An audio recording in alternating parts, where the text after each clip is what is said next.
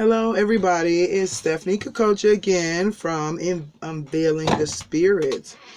I would like to say, how are you doing? I always like to ask people, how are you doing? But you guys can't respond. But if you want to respond below, that's great. So I'll say, how are you doing? I hope you're doing well and blessed. I am also doing well and blessed. Even when I'm not doing well and blessed, I am well and blessed.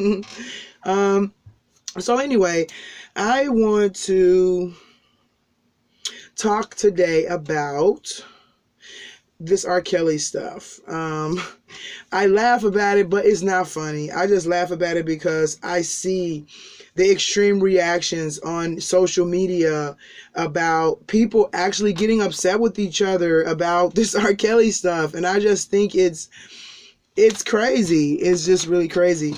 And so that's why I laugh. If I'm laughing, that's why I laugh. But it's not funny at all. And so I want to chime in on this topic with my spiritual perspective of the situation, just to, shed a different light. It's always good to shed a different light.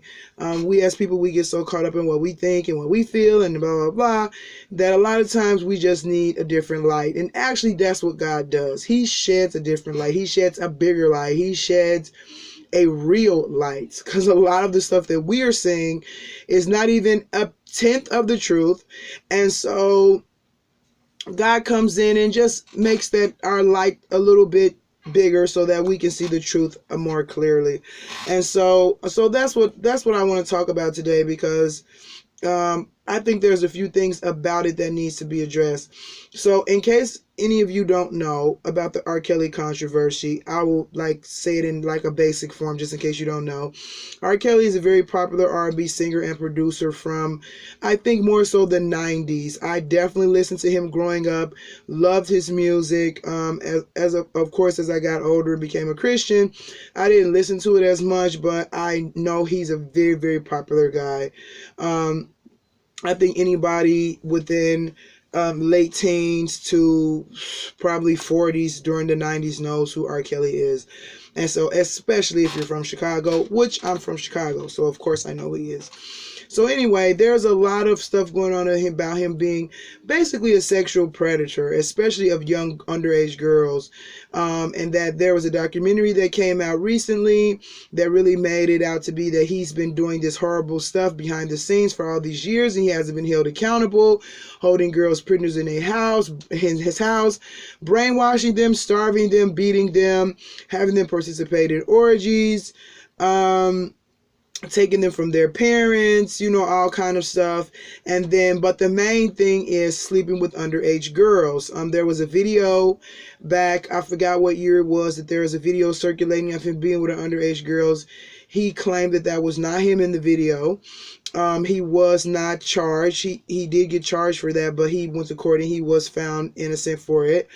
But besides that, there's a story of him and Aaliyah, that when she was underage and he was her producer, he engaged not only in a sexual relationship with her, but actually married her when she was underage, and then her parents found out and took her away from him and all that. So now all this stuff, since this documentary has come out, has brought a lot of stuff to the surface, to the point where now other videos are coming out about R. Kelly with underage girls, and he actually has gotten charges pressed against him. And so there's a lot of debate on social media about, is he innocent? Is he not innocent? What's the truth? What's not the truth? If people are out to get his money and things like that. And it's causing a bit of an uproar, and it's probably going to keep going on until he is, the outcome of this happens. I mean, even if the outcome happens and he's found innocent, then you're going to have some people mad about that. And if he's found guilty, you're going to have some people mad about that. So this kind of puts me in the mind of the O.J. situation, O.J. Simpson. But anyway, I don't want to go too much into that. I want to get to my unveiling the spirit aspect of it.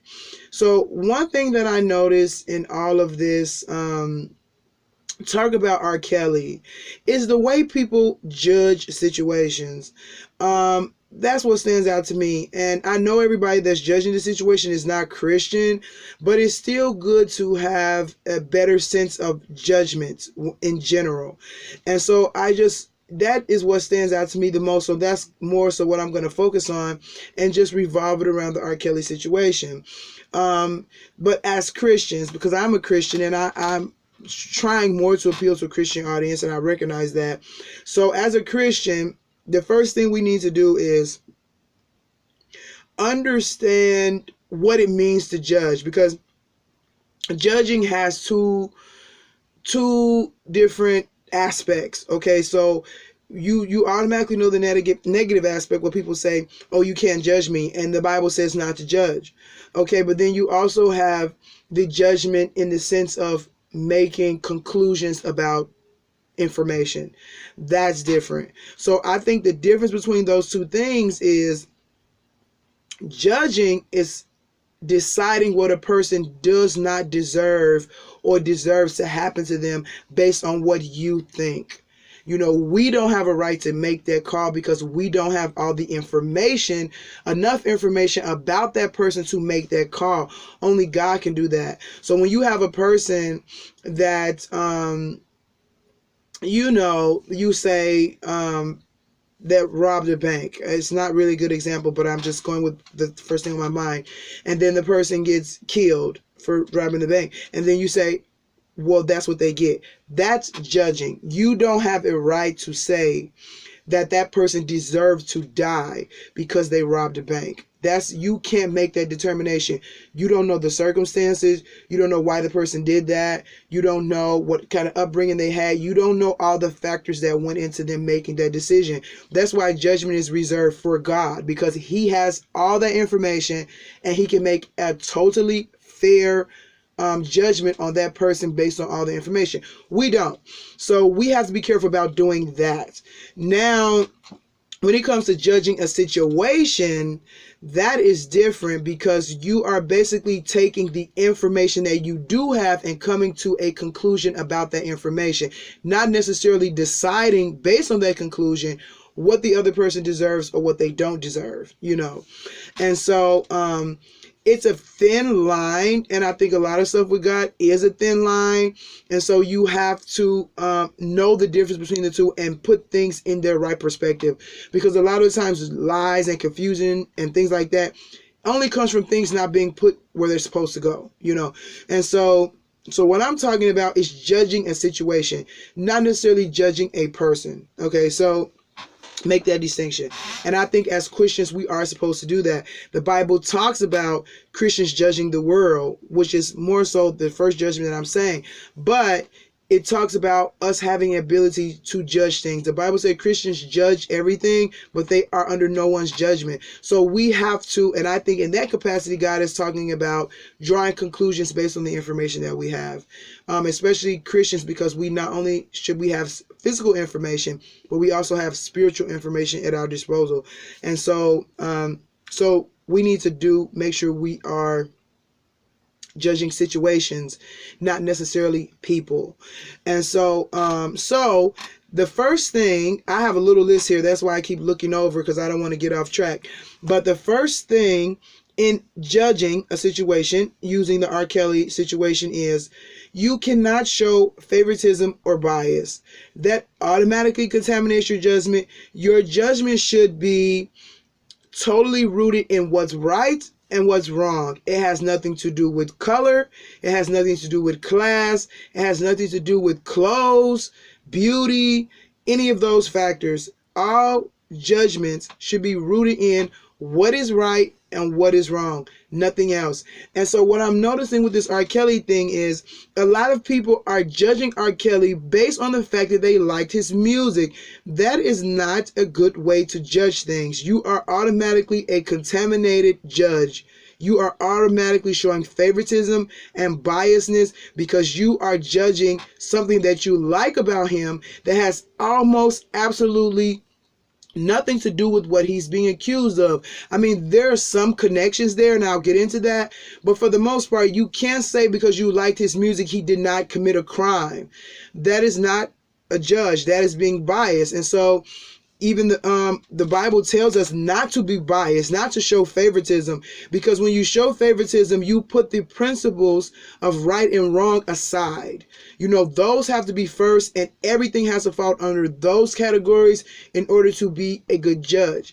So that's the first thing. I think it's, I mean, it kind of goes to show you the power of music. That because you like someone's music, you don't want to admit that they possibly have done something bad that you don't want to accept. So it kind of goes to show the power of music, which I talk about a little bit in book 4 of my book. That music is spiritual and it does have a power to it. And so, but because people have been infatuated and made a connection, a spiritual connection with R.Kelly's music, it becomes difficult for them to see him outside of that. And so that is not being a good judge. And so that's the first thing. So the second thing is, also, let me say this. It also shows us as people how when we get connected, we make spiritual connections with things, how we become a little bit blinded by it. And it's not just music. Like if you really, really love your parents, you don't want to think that they ever did anything bad. A lot of people really, really love their kids. They can't accept that their kids are bad. So when we have emotional and spiritual connections to things, it makes it sometimes harder for us to be good judges. And that is a little bit why you have these men that come across so cutthroat, because they want to leave emotion out of everything, because they understand that emotion taints the reasoning. And so even though emotion does taint the reasoning, you also have to understand emotion's place within reasoning. So there's a difference. Like I said, there's a fine line when it comes to a lot of this stuff, and you just have to understand what the line is and keep stuff where it's supposed to be, because emotions have a place just like reasoning has a place. They both have a job to do. And when you take them outside of their jobs, that's when you get a lot of problems, which I also talk about in book 6, I believe, of my book series. So anyway, so the first thing is that you can't show favoritism. So let's scratch the whole thing that we like R. Kelly's music. He can't be a pedophile. He can't be a rapist. That's not going to work.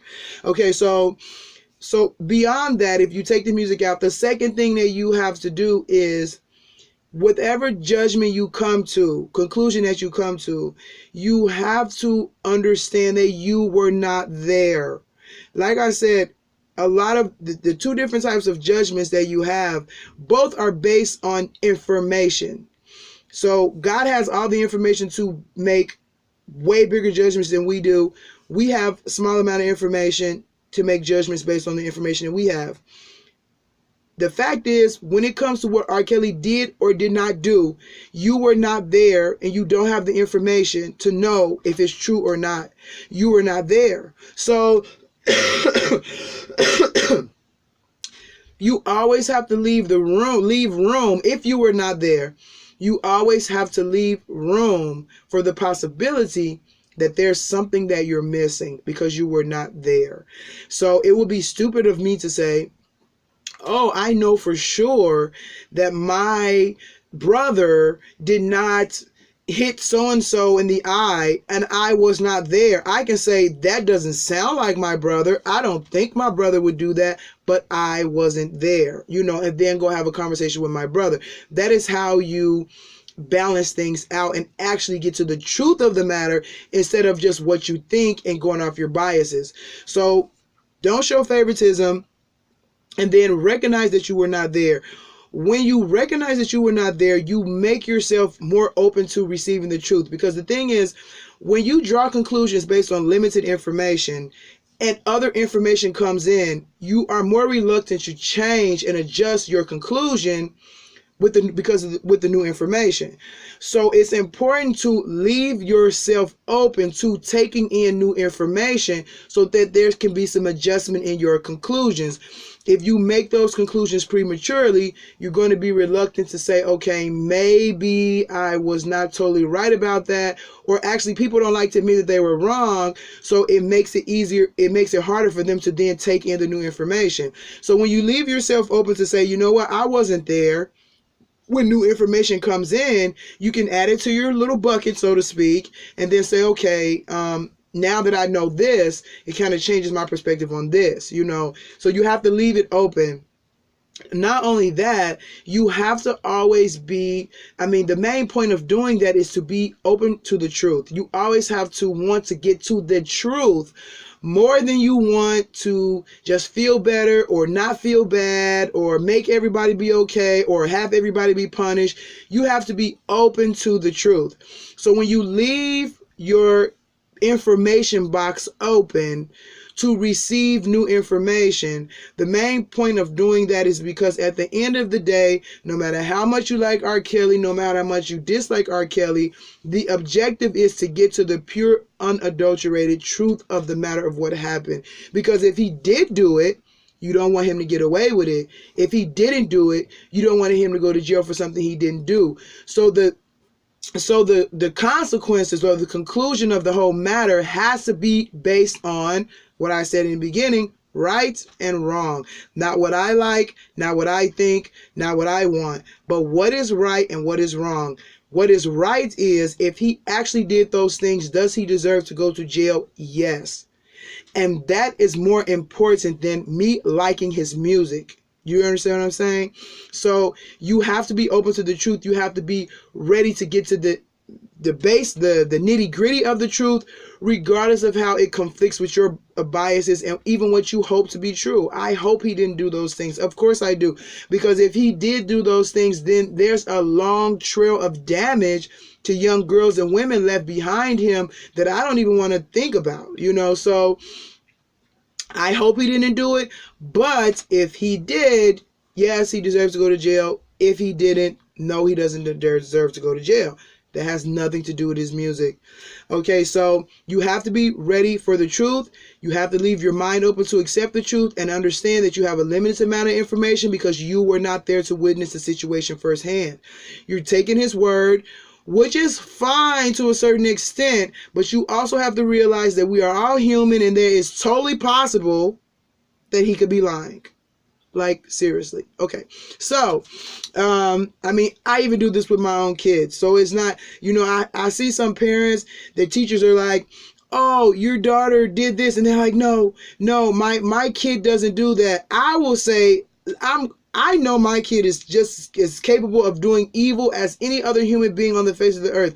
I'm not going to make them out to be something that's different than all the other people that I have seen in the world. They have a sin nature just like I do, just like a neighbor, just like a friend. So I get down to the truth. What actually happened? Did you do that? I don't just deny it because I don't want to accept that my kid might be not as much of an angel as I want them to be, So anyway, another thing is you have to, let me add this. When you are looking for the truth above all else, that is how you get to reconciliation and healing. If you don't want to get to the truth of matters, it leaves the door open for the enemy to operate because he likes to operate in confusion. He likes to operate in people being damaged, lies. That's where he operates. But the truth, he can't operate in that. So once you get down to the truth of the matter, you open the door for peace. You open the door for reconciliation. You open the door for recovery and all the things that come with that. That's what God is about. He's not really about condemning. He will eventually, but he's about getting to the truth so that, because once the truth is like a box, once it's opened, everything, his goodness comes out of that. And so he's always into restoring and things like that. So that's the most important thing about the truth. Because say for example, if R. Kelly did do that and the truth comes out, now we can help those girls heal. Now we can help R. Kelly heal, because obviously for him to do something like that means that something has happened to or is wrong with him. I've heard a little bit that he was molested and stuff when he was a kid by a woman. And so with that being the case, once you get to the truth, you can start dealing with those things and start helping people heal. But you can't get to that if you don't even deny, if you keep denying that the thing actually happened. So that's why it's important to get to the truth. Okay, another thing is you have to look at the facts. After you get done with the things that I just said, then you take the facts of what has happened and look at those to make your conclusions. One fact is R. Kelly was molested when he was a kid. I don't know all the details about it, but I know that people who are molested as children have a higher likelihood of growing up and having sexual issues. I don't think that's a secret. So I don't know too many stories about rapists or pedophiles or things like that that does not have some backstory of something traumatic sexually happening to them when they were little. And so, so the fact that that happened to him when he was little increases the chance of him growing up having sexual issues. Okay, so that's a fact. The second fact is, as much as you may like his music, the music does indicate that there are some sexual issues there. You know, he sings so much, especially in the 90s, about sex and overly sexual gratification, that once you become a Christian, like, I listened to the music when I was younger, but when you become a Christian, you get older and you realize God's perspective on that stuff. You realize that there is a level of perversion in that, that we should not be idolizing and glorifying sex to that extent. It indicates that there is a problem. That is not what sex is for. That is not why God created it. Again, I talk about sexual stuff in book 4 of my series, which I hope to be out sometime this summer. And so that is an indication that there is possibly a problem. Another thing is, he does have that thing with Aaliyah. He was like in his 30s at the time, and for him to be in his 30s and interested in doing something like that with a younger girl does show that there might be a problem there, you know.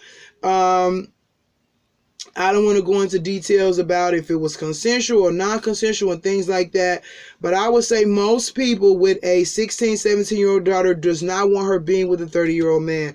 That's a whole nother conversation. If you want me to go into that, you can send me some messages or questions below, and I will, but I'm going to veer away from that because I have a whole a whole lot of thoughts about that type of stuff when it comes to sex, about age and things like that. So anyway, so you have his story about being molested when he was a kid, his music, which shows that he has a little bit of a sexual problem, and then he has a story, the issue of the stuff with Aaliyah. Now, I know it's like years and years later, and that he could have possibly changed. That is totally true. That's why you have to leave stuff open for new information. So, but based on those things, and then, another thing is, you have a lot of women saying the same stuff. Now, like, some people are saying, like, they just want his money. Even when people want money, they are not really able to work in unison that well. I mean, they can, but there are going to be conflicts and controversies, and stuff is not going to add up. We are not that smooth. I mean, I wish we were, but we're not. So all these different people from all these different places and all these different time periods within his life saying very similar stuff, it lends itself to saying that it's possibly true. Is it totally and completely true? Maybe they have added some stuff to the story that wasn't there. Yes. But is it likely that all of these people are lying? I don't think so. There has to be some truth to it, even if it's not the full truth, but that's the importance of leaving space for new information. So based on those things, and another thing that bothers me is these girls who are saying their parents are out for his money. So both girls' parents, it would make more sense to me if one girl was saying, oh, my parents threw me out and I went to R.Kelly and he helped me and they just, want me to come back. And then the other girl said, well, my parents just want his money. It would make more sense for these girls to be having different stories and reasons as to why their parents might be acting the way they're acting, as opposed to both of them saying their parents are doing the same exact thing. Like, people are different. People have different motives. People want different things. Yes, it's totally possible that you had a parent that put their daughter under R. Kelly's nose so that he could do something to them and they can get his money. I've heard of sicker things of parents doing. But the fact that you would have different people doing that same exact thing. That is always R. Kelly's go-to, what is the word? Denial, is that they just want his money. Everybody is not going to do that because they want your money. There are a lot of people in the world with money, and every people do not always create a long chain of sexual deviance around this person to get their money. So why is it that to get your money, people are everybody's doing this same thing? If anything, you should have people coming at you in all different ways trying to get your money. Not everybody jumping on this sexual deviant bandwagon to get your money. So again, you just have to judge it. You just really have to judge it out. Now, so based on those things, do I think R. Kelly is possibly guilty? Yes. But the thing is, and this is when you get to unveiling the spirit behind things, is if he is, he needs help. He does have to pay for what he did, because that's just a part of how God does things. God wants us to pay for what we did, not necessarily to always just punish us, even though that's a part of it. But I don't want to go into that because that's a whole nother conversation too. But God wants to help us. You know, he punishes us to teach us. Like when your kids are doing wrong when they're little, you don't just punish them because you get a kick out of punishing. No, it's to teach them a lesson. So sometimes when we get punishments, as much as R. Kelly might need help, that doesn't mean he doesn't need to be punished for what he did, because the punishment is the best opportunity to teach him a lesson about what he did. So if he did do those things, if he did, he needs help, because obviously there's a problem there. Obviously he has some spiritual, demonic, sexual issues that need to be worked out, some strongholds that need to be worked out. He needs to be delivered. Everybody inside of them was created to be the image of God. R. Kelly is no different. You are no different. I am no different. But it takes work, especially after living in this fallen world, for us to bring that image of God out of us. This is what God nurtures in us. This is what God encourages in us. Bring the real you out. Bring who you were meant to be out. And so all of us struggle with this. All of us need this help with this. And R. Kelly is no different. So if he did do those things, he needs help.